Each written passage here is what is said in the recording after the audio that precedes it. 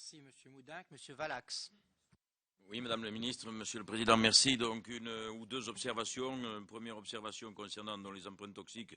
Je ne reviens pas sur les propos qui ont été tenus par mon collègue ariégeois. Je partage parfaitement son analyse et j'ose espérer que le gouvernement fera preuve d'une certaine fermeté à la matière parce qu'il en va aussi d'une certaine façon de l'avenir des collectivités locales. Deuxième observation, celle concernant toujours les difficultés que vous connaissez, dont vous nous avez, ou sur lesquelles vous nous avez donné une analyse parfaite, les difficultés auxquelles sont confrontées les collectivités.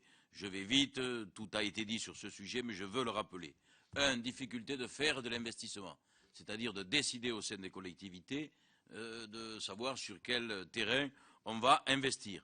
Deuxièmement, à supposer que l'investissement soit décidé, difficulté parce que l'on ne trouve pas de financement pour l'investissement.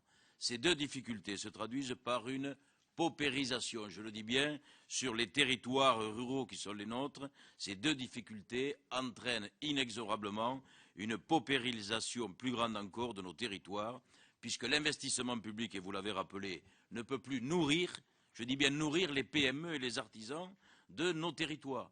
Et ce sont justement ces entreprises-là qui créent de l'emploi, et l'on sait que cet emploi n'est pas un emploi qui est délocalisable. Par conséquent, il faut véritablement que l'État prenne conscience de la gravité à laquelle nous sommes confrontés sur nos territoires. Et je souhaiterais, moi, que des mesures, mais très innovantes, soient prises. On a rappelé cette enveloppe, on a rappelé les efforts que vous faites au niveau de la péréquation, mais je crois qu'il faudrait des solutions qui soient en la matière drastiques.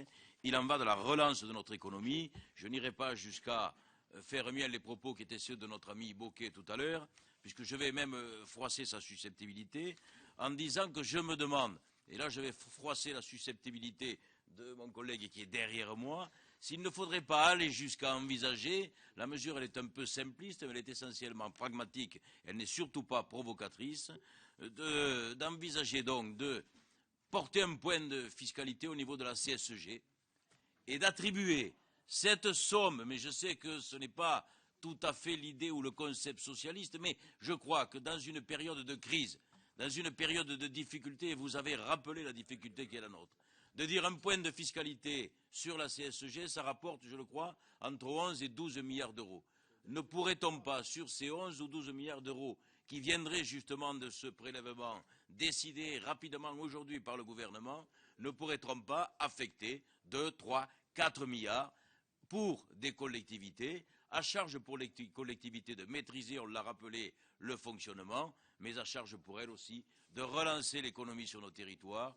Je crois que face à une crise, et vous connaissez les éléments de cette crise, je termine, il faut savoir trouver des mesures qui iraient à l'essentiel et qui permettraient justement à nos territoires de revivre.